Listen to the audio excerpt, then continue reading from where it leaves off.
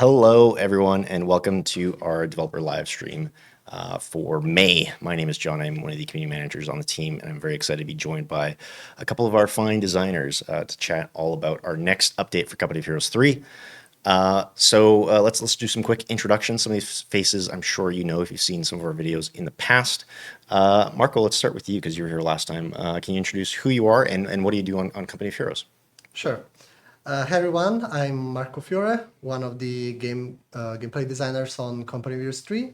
You may know me as Marcus2389. I've been part of the co-community since Co1, and it's great to be here again. Amazing. And Miguel, can you do the same? Can you introduce yourself and let us know what you do on Company of Heroes?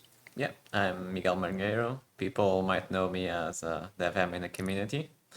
And I also work as a gameplay designer. Everything involving gameplay and balance, I'm there.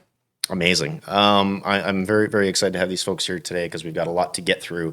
We've got a lot to show off. But before we do that, again, if you want to stay up to date with all the latest Company of Heroes news, you're going to want to follow us on your social platform of choice. You know, Facebook, Twitter, Instagram, YouTube is at Company of Heroes. You can find our forums at community.companyofheroes.com for everything else. Please head to companyofheroes.com. And you can also join our Discord server at discord.gg/Company of Heroes or follow us right here on Twitch, twitch.tv/Relic Entertainment to find out when we go live. And we're chatting with designers just like this. So lots to cover, like I said. So we're going to be talking about the changes happening in our next update, what we're codenaming Brass Leopard. And we'll be going over some of the high-level decisions behind these changes as we discuss some of the trends and feedback we've been seeing from players. We announced yesterday that this update is going to be coming in June because we want a couple more weeks to wrap things up and get everything as best as we can before we released it. So we're going to talk about some of the quality of life and gameplay changes that you can expect. That's things like camera zoom, event queues, player names, planes and loiters, and all that kind of fun stuff. And I'll be chatting with these folks about that in more detail. And then we're going to jump into a quick match to show some of those changes live, along with showcasing some of the audio changes and a preview of our next map. So though we're mostly going to be covering multiplayer gameplay and feature changes today, there will be a bunch of fixes coming in this update to single player. So you'll be able to find out more about those when that launches, and we'll have it all in the patch notes. So please, while you're watching, ask your questions in the chat, and we'll answer what we can. But let's just kind of get into it, because again, like I said, we got a lot to get through here. So before I start pelting you both with lots of questions, just to clarify, you know, at a high level, this is going to be a slightly different update when compared to our last one. In our last update, we were specifically focused on balance changes, but this time around, we're introducing several gameplay feature improvements and changes. Like I said, bug fixes, audio improvements, along with releasing that new map. So we'll get into more detail about that. But first off, I just want to check in with both of you. How have you both been doing? Miguel, you know, you just started at Relic, what was it, last year, year before, maybe? Yeah, last year. Yeah, last year. So you made the move over here to Vancouver. So are you settling in okay? Everything's going well? Yeah, everything is going fine. Honestly, still working at Relic is like the first day. Still very excited. There hasn't been a bad day of work yet. That's good to hear. And what about you, Marco? How's the last couple of months been going? I know you just took some time off to explore the sites around the city. You enjoying the summer so far? Oh yeah, actually, Vancouver these days is incredibly has incredibly good weather. Yeah, So yeah, I did take some time off to just recharge batteries, spend some time with the family, amazing. and now I'm back and I'm ready to let you guys see the what's next. Sometimes too hot here in Sometimes too hot. So, Miguel, let's just get right into sort of the I would say one of the bigger changes coming in this update. You've been working on a pretty substantial overhaul of planes and loiter abilities and how they work in game. So I'm wondering if you could maybe explain why we focused on that for this update. You know, was there feedback that we were seeing from players, and how are we kind of hoping to address it? So, like, what's the big picture stuff that you were working on over the last few months? So one of the big pillars of Company of Heroes is the cinematic aspect of it and the immersion. And the planes weren't quite hitting that mark, as you could see from many live streams and YouTube videos with the planes doing some funny stuff. Yeah. So that was one of the big components that made us want to revisit the system. There were other aspects to it. We always want to give the right feedback to the player when they are playing the game. And that means also in terms of gameplay with loiters, for example, and strafing runs, we want to be able for the player to see exactly what the planes will be targeting and where they're coming from. Just overall communicate better what's happening in the game. I want to kind of emphasize that these changes are not fully balanced changes, but they somewhat impact balance indirectly, because just from the fact that we are changing speeds and all that, it does change how they behave in game. Okay, no, that's great to hear. Do you want me to show off some of the clips and we can talk about what we're showing here, some of the before and afters? I think we teased one of these on social, but let's maybe look at a couple more and then we can check them out in the live game once we get into that. So again, I think the first clips here we're going to see are the P-47, but I know we're not just changing animations. I know things like timing and damage were adjusted for a lot of these abilities. So I don't know if there's anything specific that you want to call out about that or in these clips here. Yeah, so it's really hard to see here, but we went through the work of doing somewhat archetypes of these abilities. So we standardized how much time each strafing run takes to get to the field. Same thing for bombing runs and same thing for utility type abilities like smoke runs or recon runs. So that's part of the things that might affect balance. But most of the work came into these visual changes for airplanes. So we adjusted the dives of the airplane so they look much better. We adjusted when they drop the bombs, for example. We adjusted projectile speeds. We adjusted the speeds of the airplanes themselves. We adjusted the speed and the angle of the turns that they do, so it doesn't look as janky. That's a technical term, janky, right? Yeah. But most of all, it's like many visual changes, including also to the strafing runs themselves. They now strafe the rectangle a lot faster as well. And just generally, we also changed the range of the weapon, so the airplane is not now shooting in the area that's supposed to a little bit too late, which visually also looked not too good.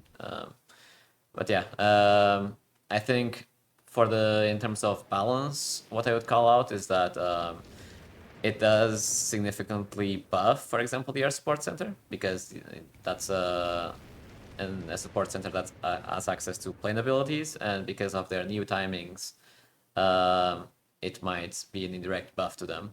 The kind of reasoning for that is that we did want these abilities to feel more responsive, especially in what comes to utility abilities, where the player would use like a smoke run or a recon run, and the delay would be so high that by the time the airplane was dropping the smoke, it would be far too late. Right. I saw a really interesting question in chat from Leroy.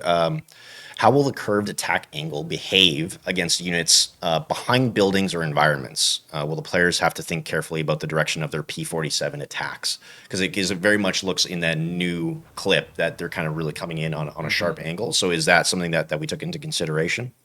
Yeah, so something that we really enjoy is the positioning of, say you are the opponent and you have a building, you have a bunker.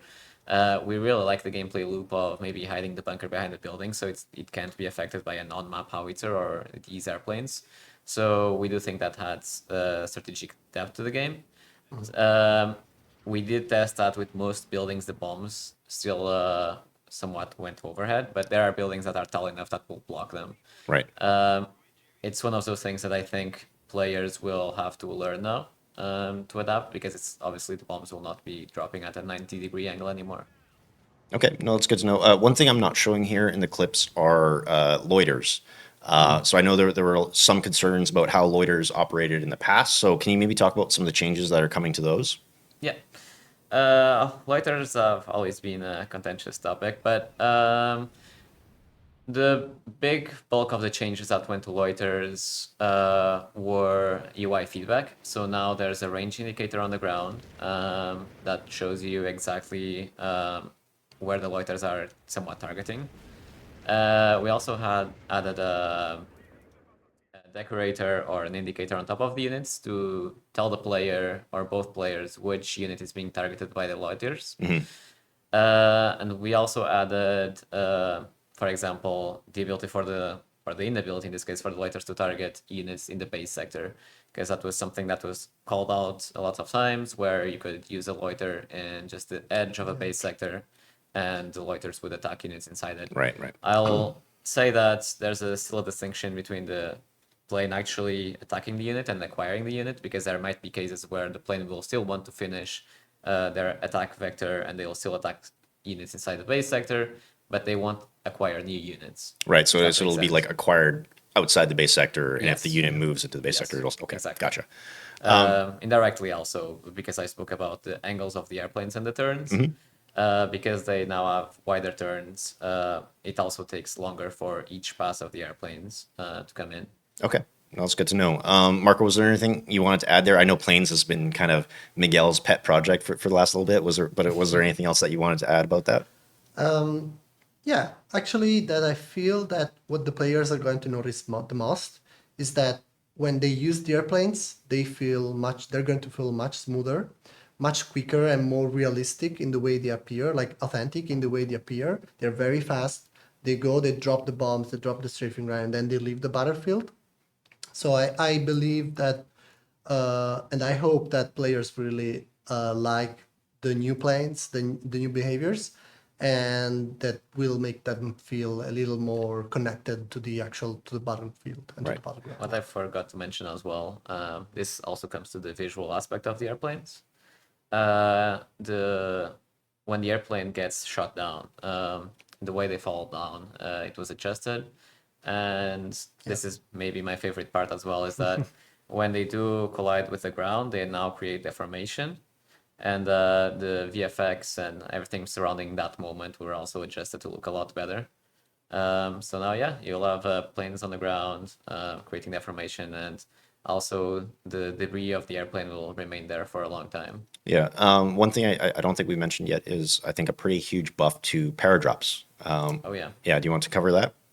Yeah, so with paradrops, there were a lot of talks about just how you could use an ability and use 400 manpower, and then your airplane would be shot down and you would have no unit. So now the paradrop airplanes are not killable. So that moment will not happen anymore. Any paradrop airplane will not be destroyable anymore. Okay. So they'll be invulnerable as they come Yes. in, drop their unit, and okay. Yes. Gotcha. Good to know. But I imagine you still don't want to drop it someplace pretty hot because it'll die pretty quick. Okay, so is there anything else that you want to cover off, Mark, or sorry, Miguel, about too many M names on this live stream? Miguel, is there anything else that you want to cover off with planes and loiters before we get into some of the other changes? I don't think I'm forgetting anything. Okay. Maybe that Yeah. this is like our really real first attempt to make them better. And Yeah, we yeah. are- There will be more changes coming to airplanes in the future. This is somewhat of a first overall change to the system, but there will be more to come in the future. Okay. Yeah, no, that's great to know. So I mentioned some of those other changes coming at the top of the show. Marco, can you maybe run through some of the other improvements and fixes that players can expect in the June update? I know one of the big ones that aren't big ones, but one of the ones that we teased on social media was an adjustment to player names, which I think is something that we had in Code 2, but I think the way we implement it in Code 3 is actually better. I'm wondering if you could talk about that. Sure.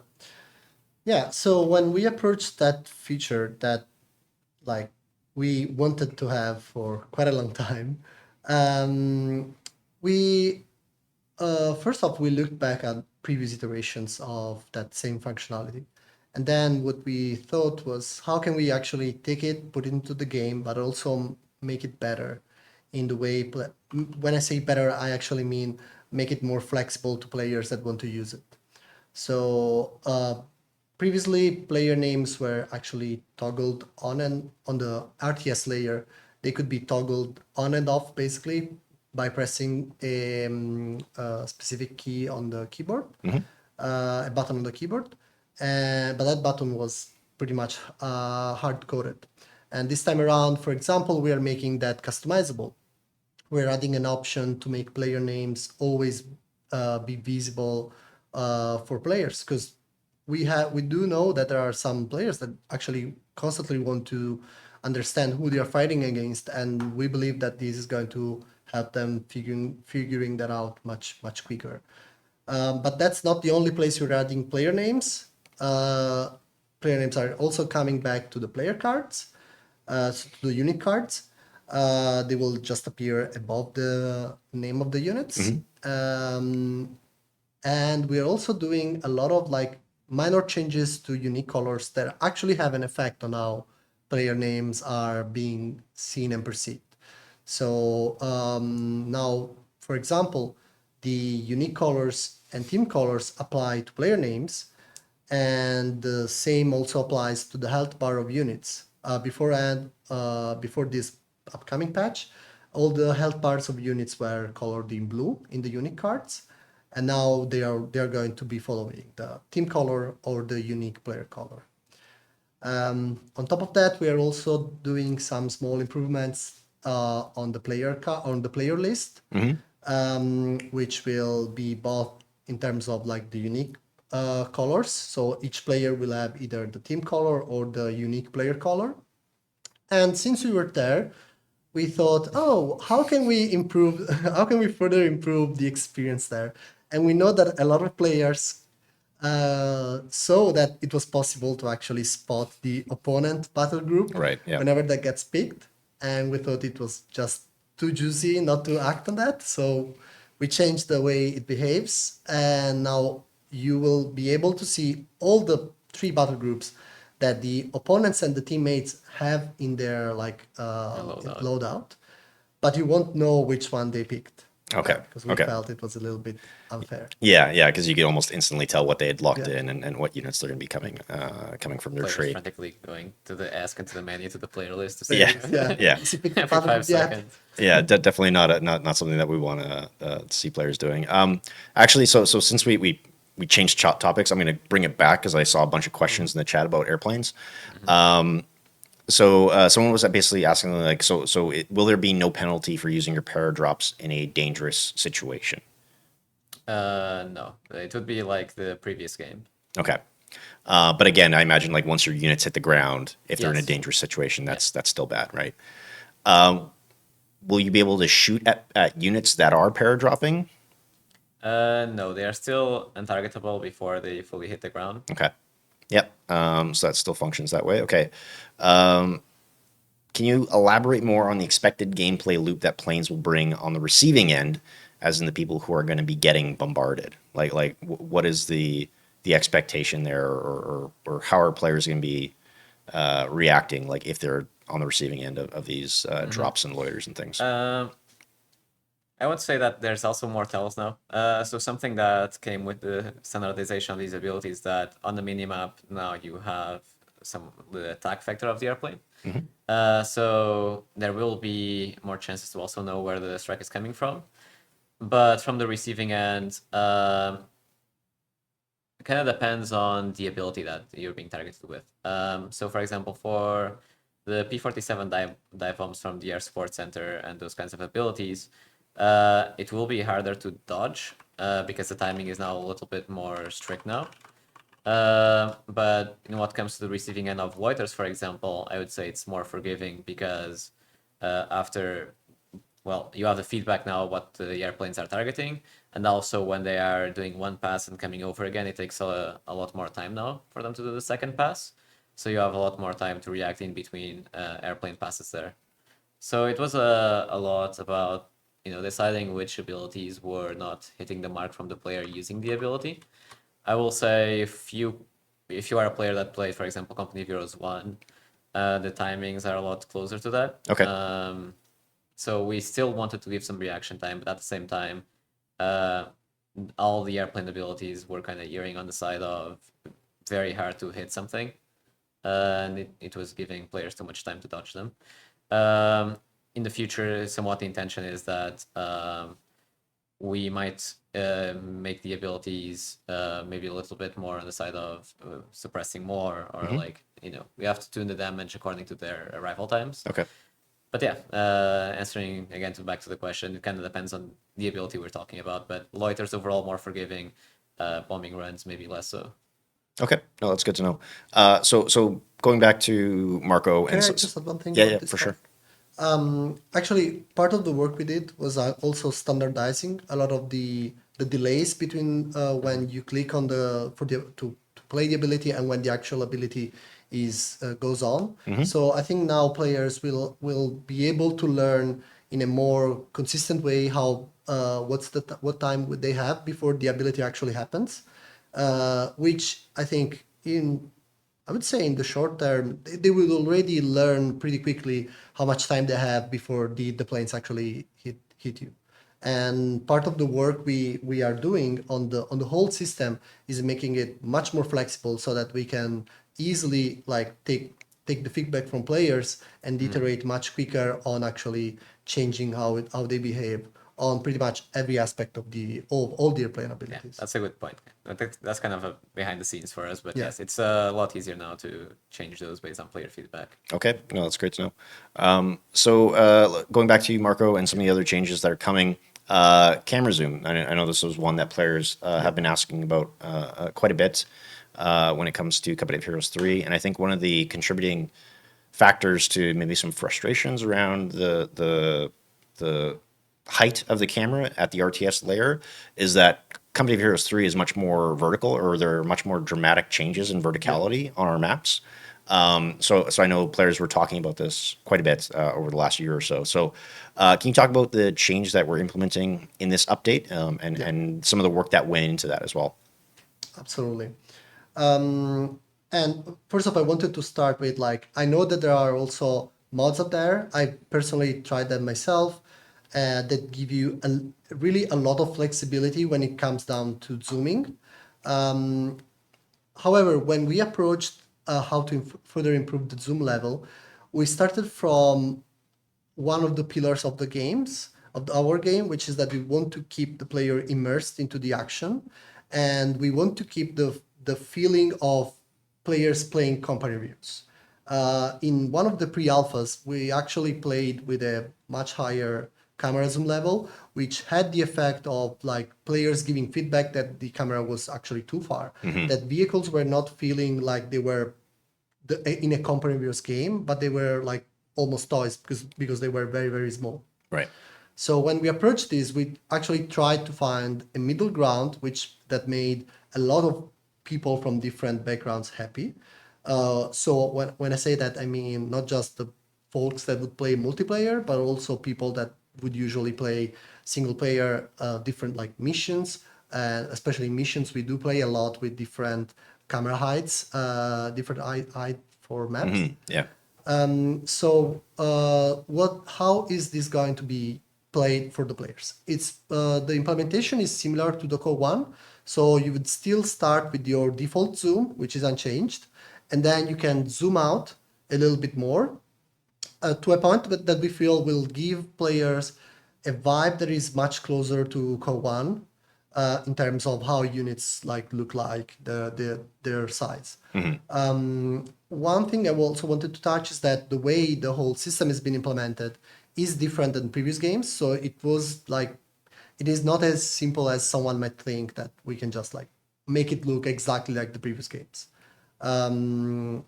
And this change will apply to both, again, multiplayer and single player. But we wanted to keep the feeling that you start at the same default zoom Right. and you can zoom out more. Okay. Final part is that we also wanted to make sure that performance were at the level we expected. We are really like, for us, performance and optimization are really crucial. And so we made sure that the zoom level we reached was something that still allowed us to keep the performance level very high. And from my personal testing on some of the camera mods, when you can zoom out like much higher, you really start to get a hit on your performance. Yeah, yeah. So we can share this off once we jump into that match, so we can see that live and players can get a bit of a sense of what that actually looks like. Another interesting thing that we've changed, because I know players had a lot of feedback about this system, was the event queue system. Oh, yeah. Those are the little notifications that pop up on the left-hand side that sort of tell you like when units are in combat or a unit's been completed. Can you talk about the changes there? Yeah, absolutely. So I'll start with the biggest pain point that players gave us feedback about, which is that you couldn't select units behind the actual event queues. Right. And I'm happy to say that this is fixed, so you will be able to do that. So with event queues, what we tried to do was really trying to maintain the power of this system, because it's already providing a lot of different event queues types, but at the same time make it more flexible, less oppressing, and more readable. So for what we did, so I can get more into the details, we reduced the amount of event queues that will appear at the same time on screen. We moved them on the left side at the center of the screen, so right above the minimap, and for some factions that have like the air support center abilities, or the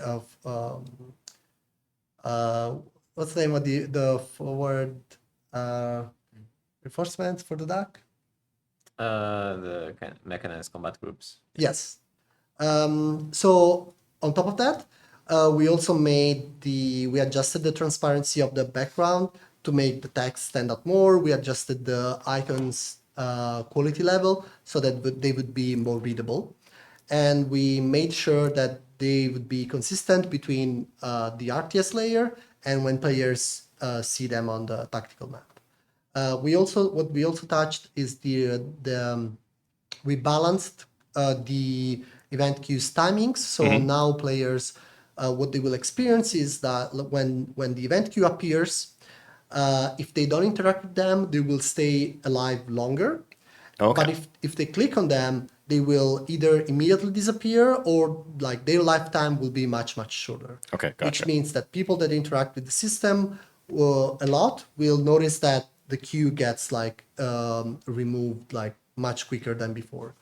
And we also rebalanced the priorities of the different event queues types, so that really, really important ones like the dangers or the grenades incoming, artillery incoming, they are always going up to the top, and they don't, or the unit snipe, so they don't get like pushed like down by others less important ones. Right. Okay. So the most pressing stuff is always exactly. always at the top. Okay. We do acknowledge though that there are things that players might want more, like they might want more flexibility in the way you can turn on and off specific types of event queues. We are not there yet, but we hear you. So I just wanted to mention that we are aware of that that's still something they want to be able to change. Okay. Yeah. No, I'm looking forward to that as well. So another major thing that we're kind of teasing on our social channels were some of the audio improvements that are going to be coming in this update as well. So before we jump into this, I might just show off some of those before and afters. So let's take a quick listen, and then we will come right back.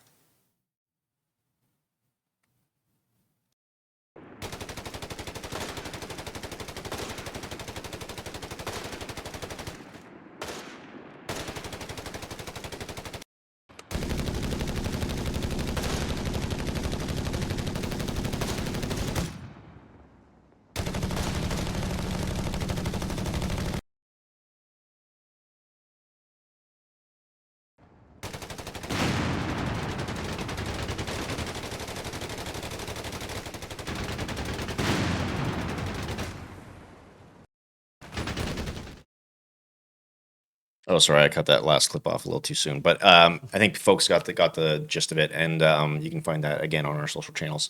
But the audio team obviously isn't here with us today, but I wanted to ask you both if there are any specific audio changes that are coming in this update that you're kind of excited about, or that you think players will really want to know about. Marco, I know you mentioned one to me just before we started. Sorry, Miguel, do you want to talk about it? We probably have the same one, which is the BAR. Yeah. Which is really outstanding now, in my opinion. And I don't know, with audio, each patch they bring so many improvements, and I'm really happy that we have the team that we have, the audio team that we have. So I'm sure that players will, as they explore the content of this patch and they play again, they will notice a lot of even sometimes subtle improvements that will make the audio quality be perceived as better. And our plan is to actually continue to improve the whole audio of the game. Okay. We have changes to that. The FLAC 36 is also a pretty good one. The HMGs feel much more punchy, and I'm really looking forward to see what's coming next. I mean, I know what's coming next. Yeah. Miguel, did you have any others, or were those mostly it? No, I think the BAR is also like the top one for me for the changes. So I know I was talking to the audio team the other day, and they talked about capture points having fixes to their audio. So I think, again, that's a subtle one that players will hopefully notice. But again, we'll jump into a match here shortly, and you can hear those for yourself. So was there anything else that we want to cover at a high level before we move on to the next thing? The formation?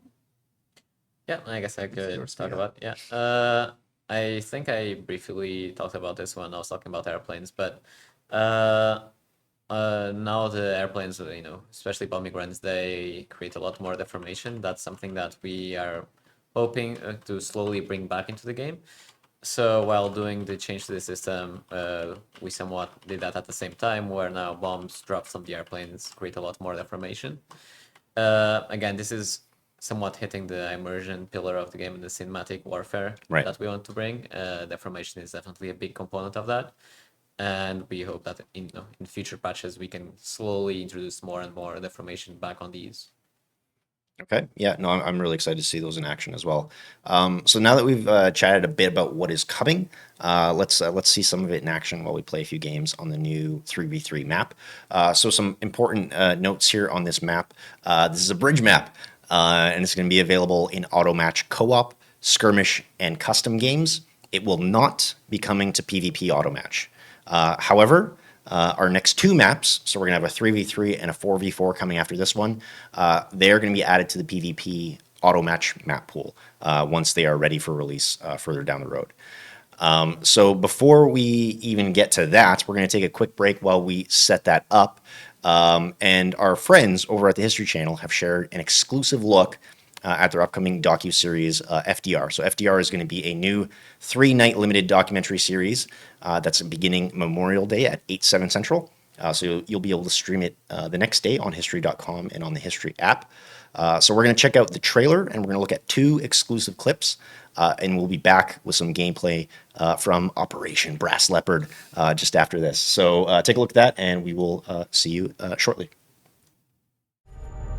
10 seconds, Mr. President. Roosevelt had the perfect conversational voice, could make people feel he was talking directly to them. My friends, the nation faces today a more grave emergency than in 1917.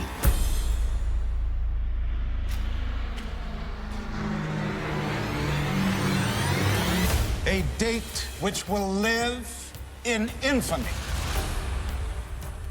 The nation was in crisis.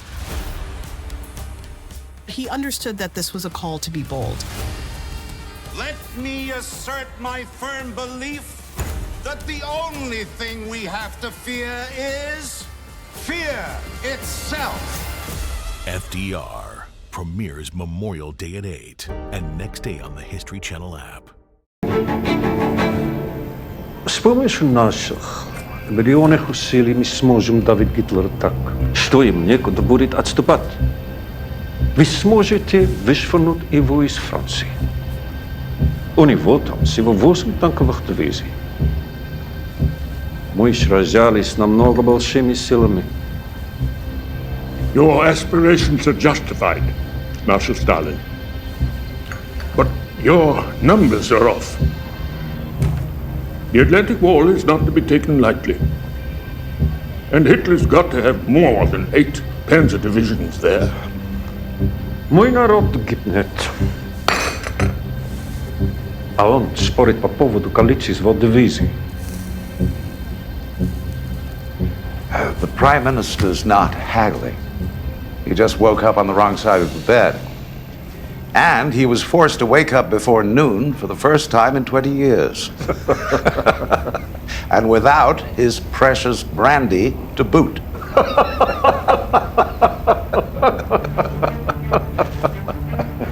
Now, I agree with the Prime Minister that the risks for this invasion are high. But it's a greater risk to not take action now. So I agree with you, Marshal Stalin, that we must commit to an invasion of France immediately.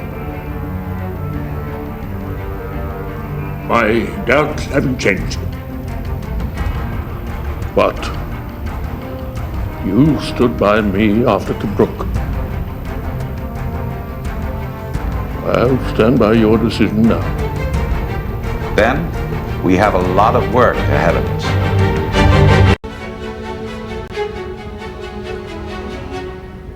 Каждый раз, когда немцы вторглись в мою страну, они сделали это через Польшу.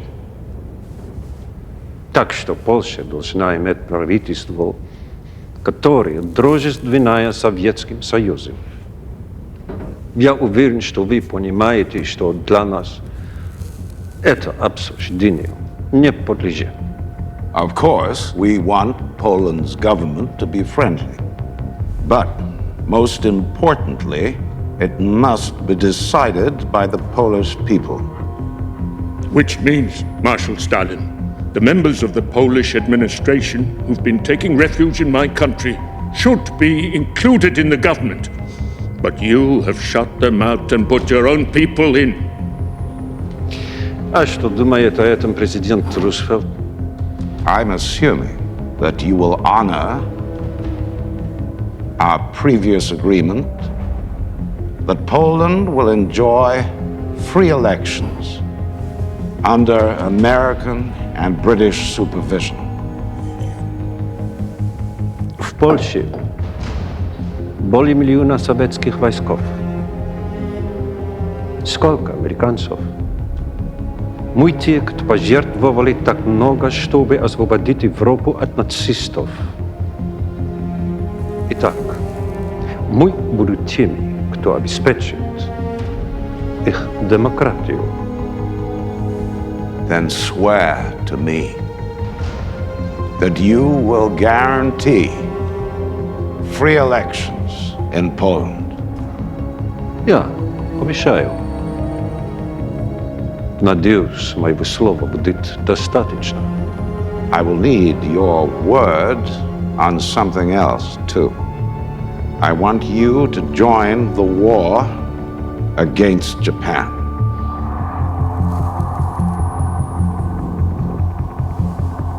The legacy of Yalta was complicated when they depart. They have reached agreements that are going to lead to peace, to a better world. And yet Churchill is deeply concerned that Stalin has no intention of honoring his agreements, especially when it comes to guaranteeing free elections in Poland. Roosevelt does succeed in drawing the Soviet Union into his plan for the United Nations. He also walks away with a commitment from Stalin to join the fight in the Pacific. We now look back on the Yalta Conference, 1945, and many people would say, why did Roosevelt give up Eastern Europe? Was it because he was old and sick? No, it was because the Soviet army owned an awful lot of Europe, and no matter how charming or how angry Roosevelt got at this conference, his personal skill was not enough to overcome that. Roosevelt believed that he was going to keep going back to Stalin to negotiate issue by issue as things unfolded. He didn't see Yalta as this climactic act. It was not supposed to be the final word.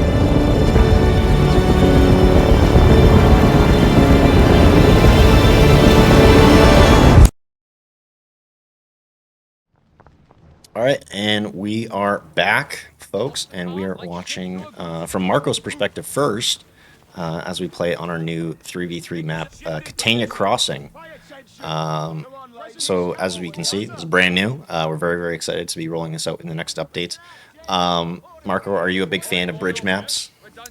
I am not. I was. I was when I started playing company viewers. Yeah.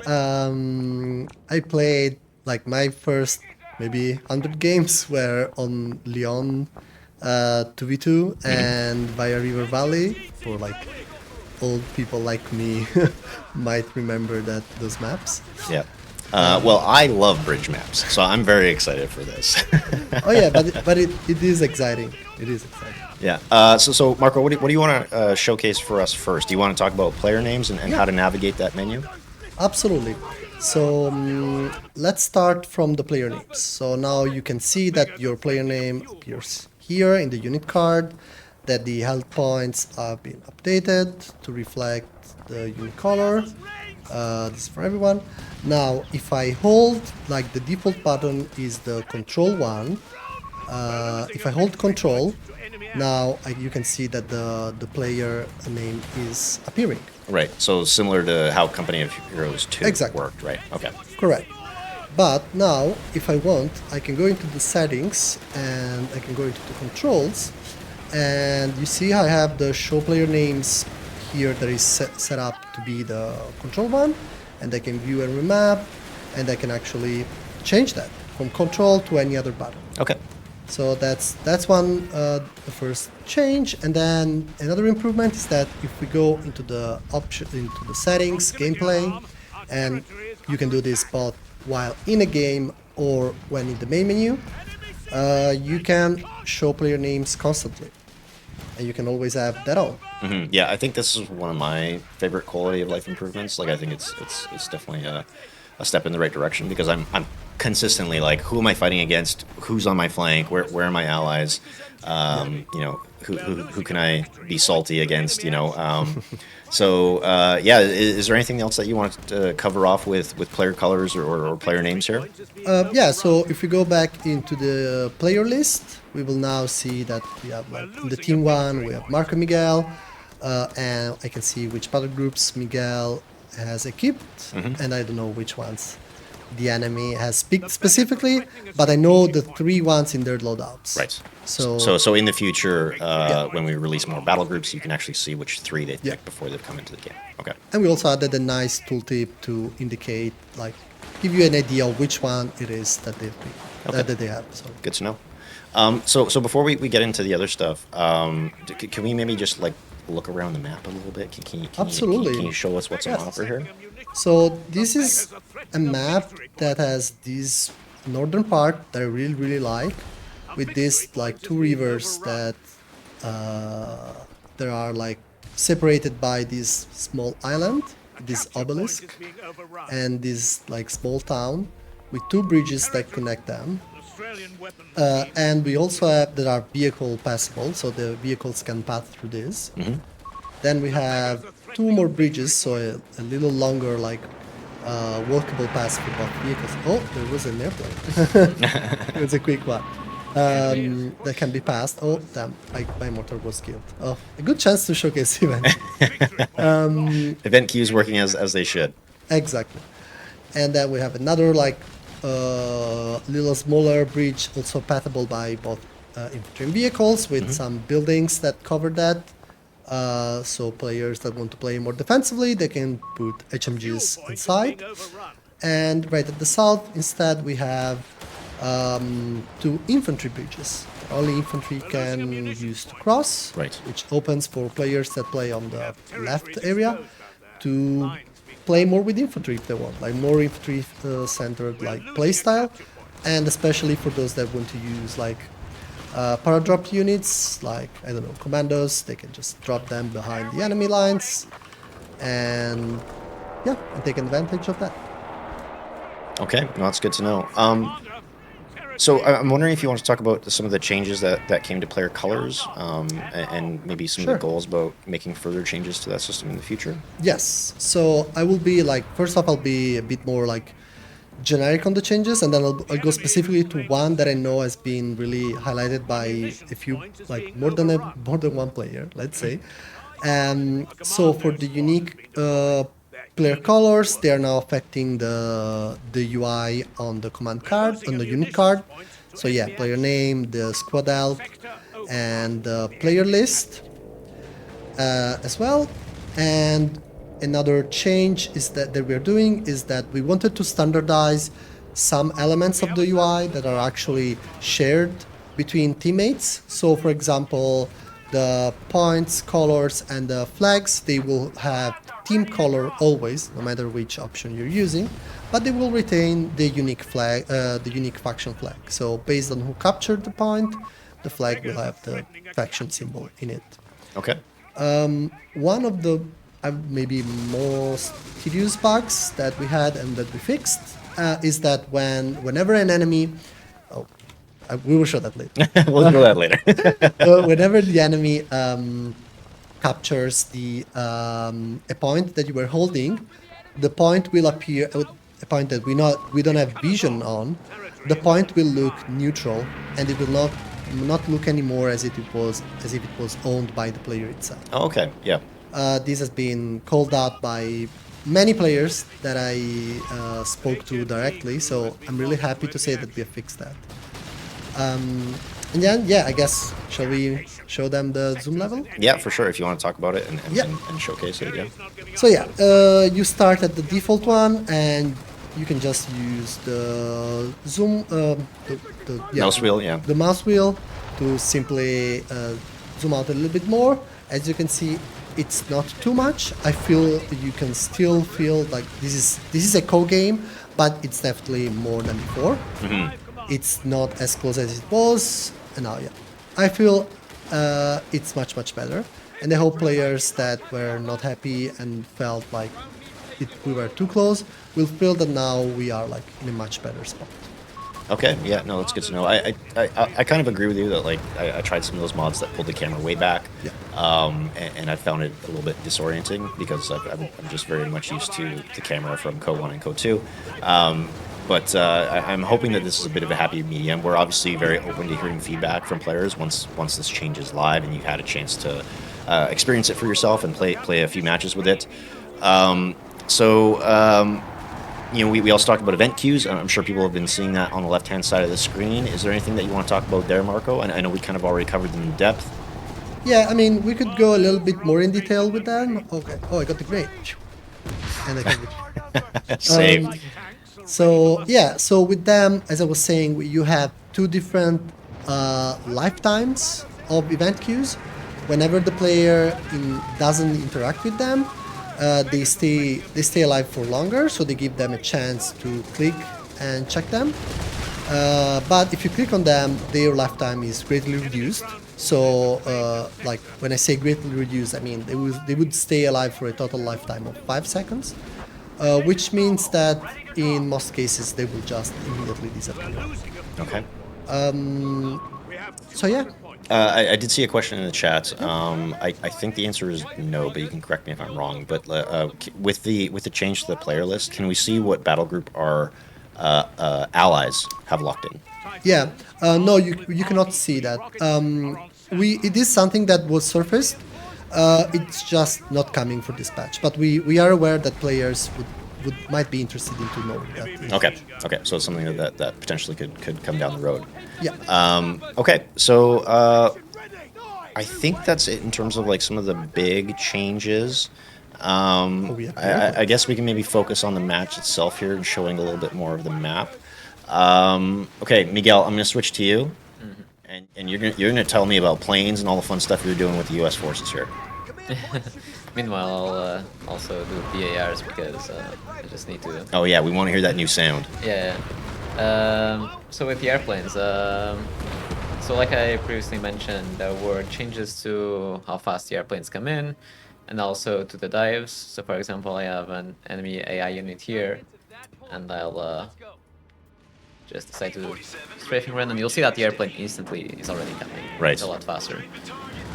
And there's no funny dives anymore, just Yeah, What you it would actually looks expect. like the attack Yes. vector is as it should be. Yeah. I do have 90-second cooldown on that, but I can also show the smoke run was another one that was taking a long time to come down.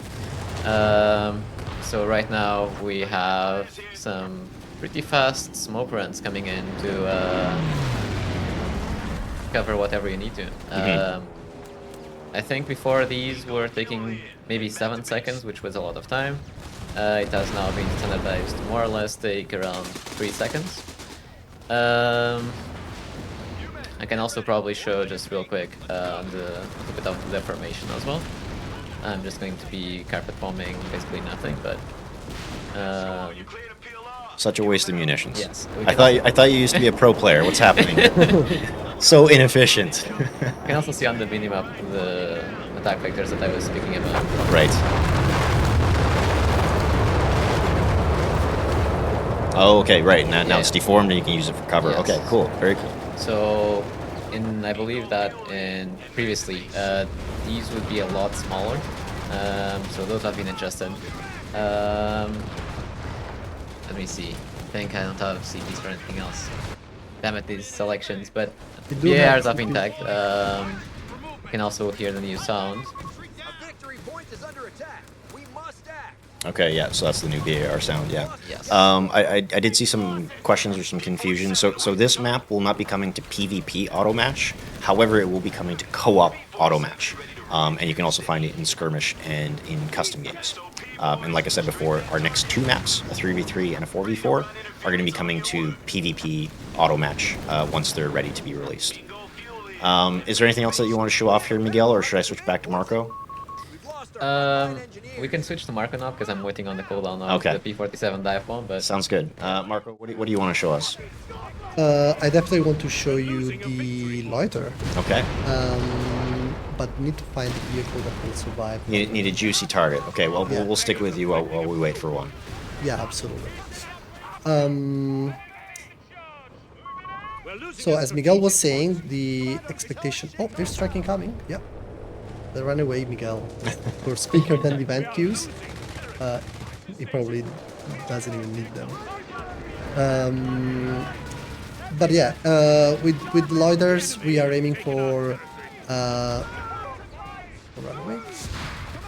For letting players pretty much read much better than before what they do and which enemy they are actually targeting, which opens for like more like experienced players to just softly treat the vehicle that is being targeted and not necessarily all of them. Maybe we can try it with this one. I was hoping for something bigger. No other vehicles for now. So we'll wait for another one. Yeah, We'll we can wait for another one. So yeah, I think that, for example, like speaking a little bit more on this map, the way we already acknowledge that this map is more for like for fun, and the way victory points are distributed allow players to really concentrate on like fighting, because you have 2 on each side, so you don't have like you can take yours, then prepare for either a defensive, like put yourself in a defensive position, or prepare for an attack, and you can use, for example, the paradrop units as like a way to open a hole in the enemy defenses, and yeah, and then go in with all your vehicles using the bridges. I'm going to use the P47 dive bomb since it's Okay, Yeah, we're back to Miguel. Ooh, red on the bridge too. Let's see it. How accurate is this new dive bomb, Miguel? pretty accurate. Okay, that's pretty good. That's pretty good. Didn't destroy the bridge, but But it got the unit pretty well. we'll get it. Yeah. So maybe we could chat a little bit more about the map while we wait for Marco. You just shout out when you have a juicy loiter target and you're Yep. going to use it. Okay. So Miguel, while we're watching you, is there anything like? Are there any specific features of this map that you want to call out? You know, any interesting things that players might encounter in their games, or any sort of? I know Will's not here, but maybe some of the design considerations that went into Catania Crossing. I cannot speak fully for the design decisions on what comes to the map itself, but I can say what my favorite parts are. Yeah, of course. Yeah. I do like this north side. Now I know that Marco said he wasn't a big fan of maps. Well, he used to be, but I just want to call out to every player that has played Shalt in Co-1. This has a very similar feeling to it, especially once the bridges start getting destroyed and all that. Just overall, this path up top I just find it really nice to play with. And I know that I'm supposed to be a fast competitive player, but I do still enjoy bridge maps. But yeah, I think the top part here, I also enjoy this little bridges up down here. Because just by the fact that vehicles cannot traverse them, it's just basically all about infantry here in the south. And also with the new updated plane abilities, you can use smoke to cross the bridges safely. Right. Yeah. That's true. So it looks like you're both kind of hurting here. It seems like you've let the AI run away with this, which I think is very embarrassing.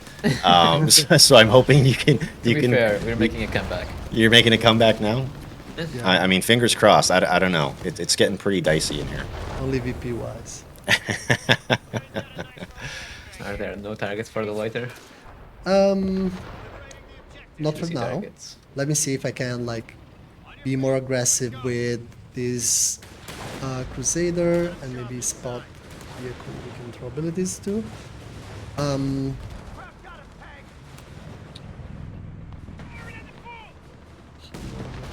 Of course, remember that you still won't be able to use the loiters in the enemy base. There's at least a truck, but yeah, we can try that.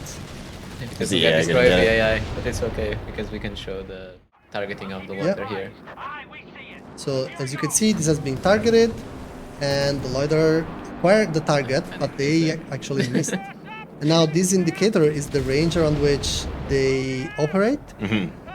However, if they acquired the target before the truck, in this case, leaves the actual area, then they will still do the pass and attack, like in this case. Right. I also want to point out just also the speed of the airplanes that are loitering around. They're much faster. Because it's worth pointing out that they are a lot faster now. Just I think it looks a lot better. But yeah, like Marco was mentioning, there is an indicator on top of the units that they are targeting.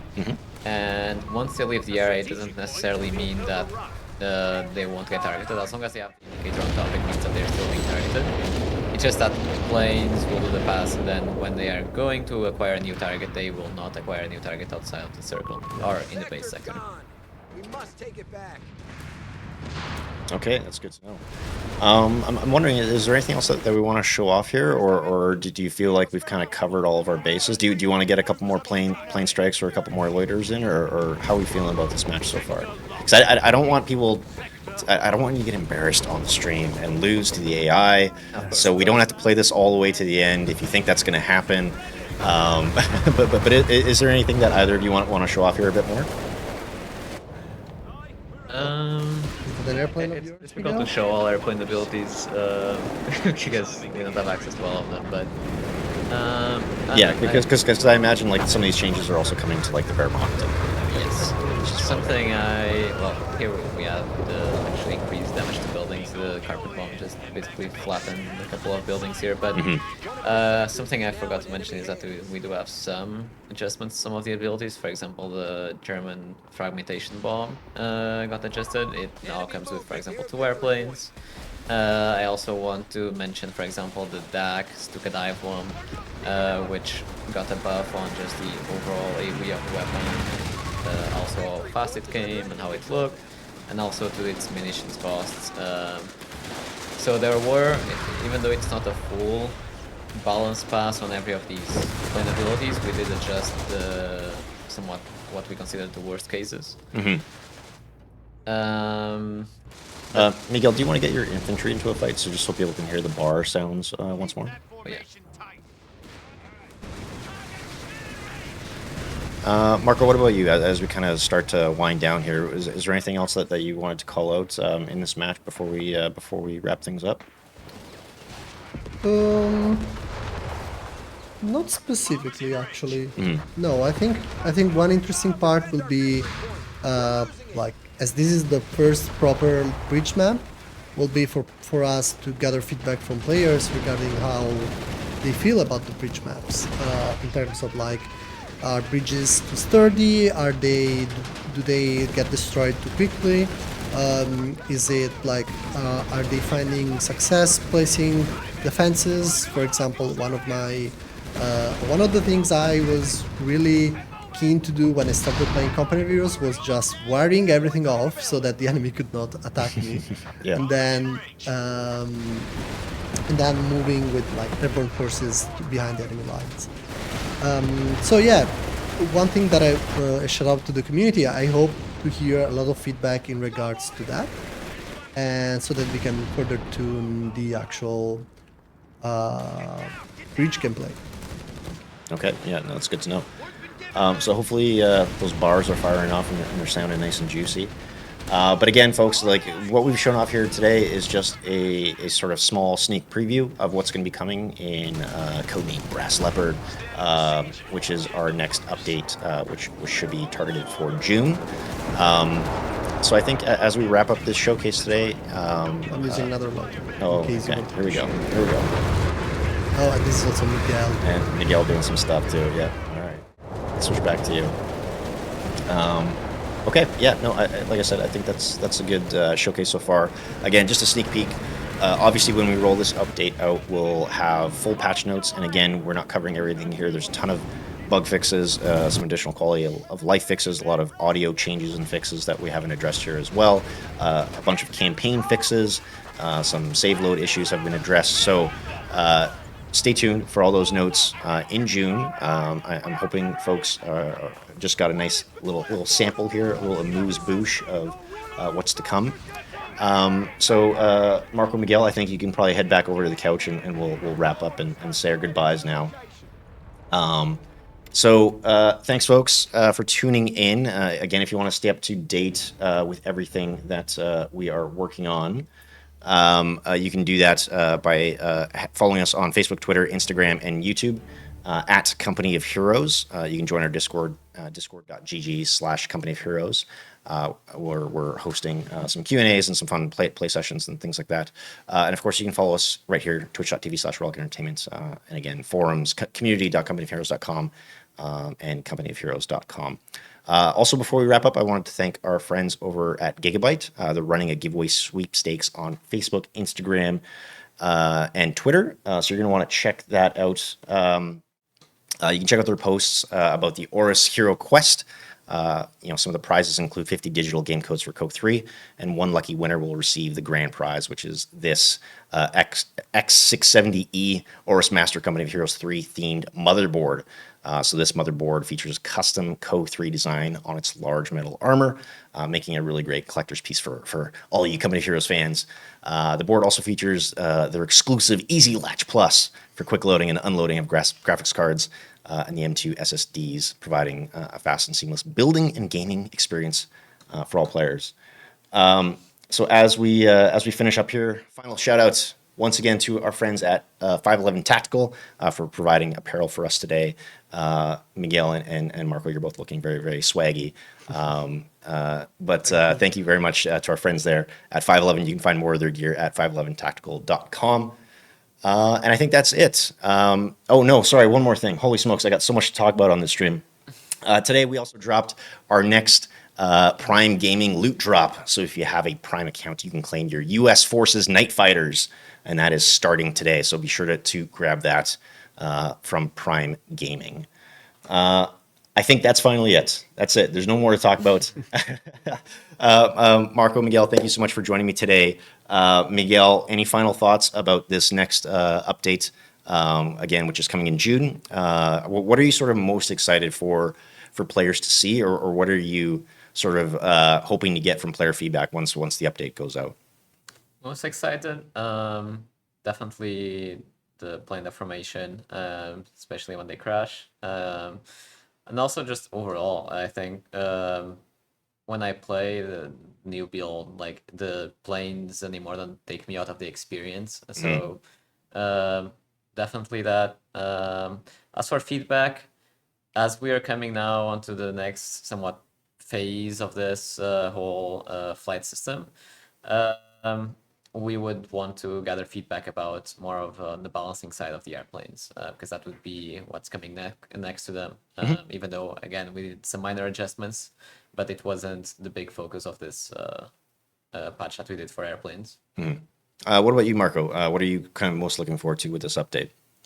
Well, what I hope is that players will like start feeling more connected to our world. We are trying to improve it each patch, and that they would really use the flight system more than before and provide us feedback on that, because what we're doing here, as I was saying in the previous stream with Jason, we are taking like a very iterative approach. So we're giving this a big first pass, but we also want to hear what the players feel, if there are abilities that are now too strong or they are still not good enough, and we will like start from there and improve them further.